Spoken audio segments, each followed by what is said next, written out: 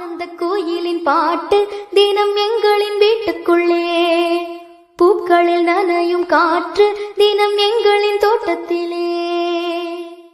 பூமி எங்கும் கண்டதில்லை பாசத்தை உன் போலே, வேறெதுவும் தேவையில்லை அன்புக்கு முன்னாலே.